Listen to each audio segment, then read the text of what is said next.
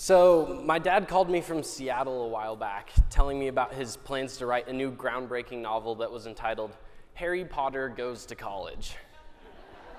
And in this novel, he planned to document the newly ripened wizard and follow his experiences, but on an American campus. And so, in addition to completely ignoring copyright laws and stealing intellectual property, my dad had also never even read the actual Harry Potter books. And so, before I really dive into this story, I can already tell what you're thinking. What? Either this guy is crazy, or rather you're probably thinking, this guy is crazy, but I know exactly where this story is headed. Either way, you're right.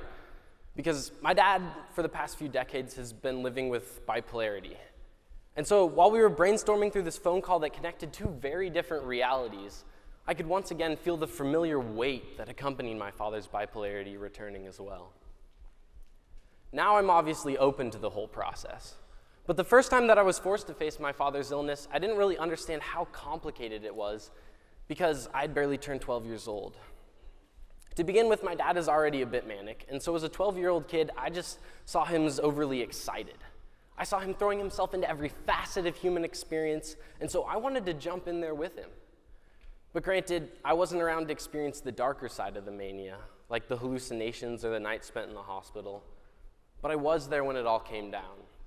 And so I'd just like my experience to echo the many voices that we're going to hear throughout this week by saying that depression is immeasurably crippling. Sure, it's been a while, and so the days are hazy in memory, I'll admit. But I do remember a few details very clearly.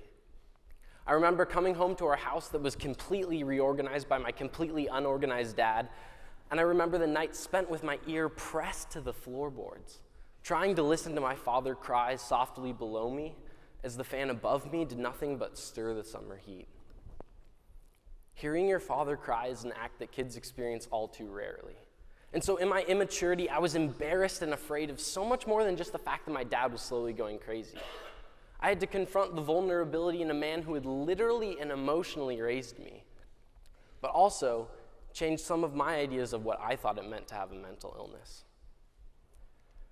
Now, this change didn't exactly come easy, but I'm so grateful for it, and I've come to learn more about myself and the human condition that I had ever thought possible. And sure, this came through, grief and trauma and all of this confusion, but I'm so grateful for it because when the inevitable call came to extend my father's journey for another bout with mania and depression, those subsequent times I was able to accept my father's condition despite my own vulnerability. Ironically, the same fluidity behind mental disorders that I now find so fascinating, that's what's prevented these very same disorders from gaining societal acceptance in the same way that physical illness has. Our society has become so driven around self-improvement that sometimes mental illness gets confused with mental weakness. And we know that this isn't the case, but it's been so ingrained into the fabric of who we are in this country that even if you lived in a perfect world, full of perfect people who fully understood that mental illness is just the same as physical illness, you would still have to convince yourself that you are not weak, that mental illness is perfectly normal, even that you are normal, which can be one of the most difficult things to do. Now, we all understand how damaging misconceptions can be, but that also means that we have a real opportunity to affect change by simply changing the perspectives of others. I could have easily just ignored my father's illness and dismissed it as simple craziness. But what would have been even more naive was to ignore the fact that there were physical reasons behind the physical differences in our realities. These aren't just issues of the mind and its thoughts. They're also issues of the brain and its chemistry. And I may be just a teenager, but I have a very profound understanding for how complicated the brain is. And so I know that when we talk about drugs and neurotransmitters, that's not reductionistic of mental illness at all.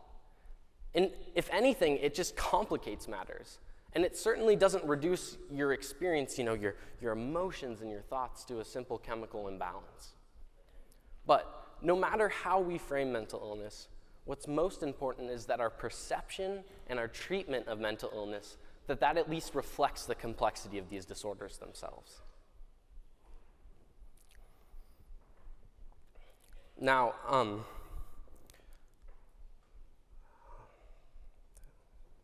Now, just as there are two aspects to mental illness, the thoughts and the chemistry, there's also two avenues of treatment that we have to pursue in order to really treat these disorders.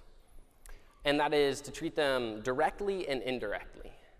Now, my natural tendency would be to completely ignore my own advice and just treat these disorders directly. I would try to, get to the bottom of this and cure the disorders and the diseases, so to speak. And that works great if you're a mental health professional or someone working in a lab, but I think we can all agree that if you're a family member and friends, if you tell your loved ones that, they need to just fix themselves and somehow get over it, that doesn't exactly work. And so what I really want to talk to you about today is the other aspect of mental illness and the other avenue of treatment, and that is the power of a community. There are so many people here today, like myself, who desperately want to help, but who are just looking for a way that they can help contribute to this community. But what can we as family members do to cure such a persistent and stubborn biochemical disease? I would argue that we can't do anything. I would say that it's not my job to fix my dad. It's not my responsibility to stabilize his chemistry, and so I certainly don't hold myself responsible if I can't stabilize his patterns of thinking. Instead, what I'm really here to do is to just make my dad's life easier by providing him with emotional support. Because often when the people closest to us are focused too much on trying to fix our biggest problems, they ignore those little things that they can do to make life easier. And like I said, this isn't exactly my natural inclination. I've had to learn this from examples.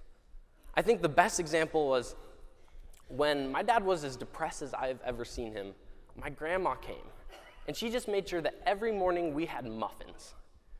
She didn't try to get to the bottom of his psychosis or delusions or whatever you want to call it. She just made sure that every morning we started the day off right. Because for mental illness, even exercising and talking with friends and eating right, that can be just as important as medication for treatment.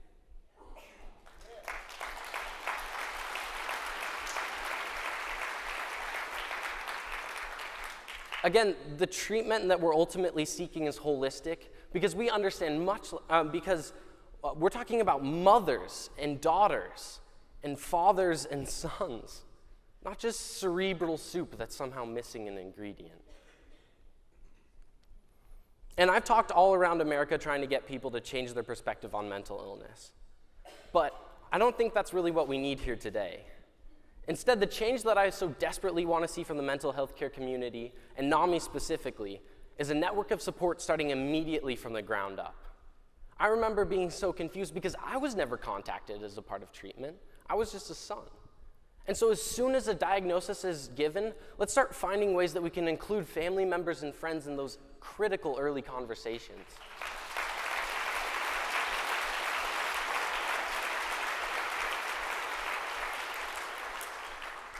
I'm not claiming to be an expert in this field, but what I know more than anything else is that us ordinary people, we can play a key role in this by finding those small and simple ways to simply make lives easier for those people that we love. These are societal issues. And so if we want to change society, the easiest way to do that is by involving them directly. We can all just combat this with love and support and late night conversations and posts on social media, and the most important thing of all, uncomfortably long hugs. We can all simply speak up and speak out and be heard and show love and listen well. Now, there are many things that can and need to be changed about our mental health care system. But the bottom line is that we as human beings, we have to be a part of the human change. And if I've learned one thing having been raised in a patriarchal society, it is that there is nothing more weak than telling another man that you truly love him. And Dad, I love you. I believe in part that your journey has made us the men that we are today. Because we've laughed harder for all the time spent crying, and we've appreciated spring for all the winters, and we've marveled on mountaintops at all the valleys that lay below and behind us. Through your precipitous highs and seemingly endless lows, We have both loved more and been loved more. And all in all, I've just come to the realization of the intense beauty that it can exist in an uneven balance between mania and depression. So I want to challenge all of you to call one person who is in desperate need of your love, and let's make this world an easier and more loving place to live in. Thank you.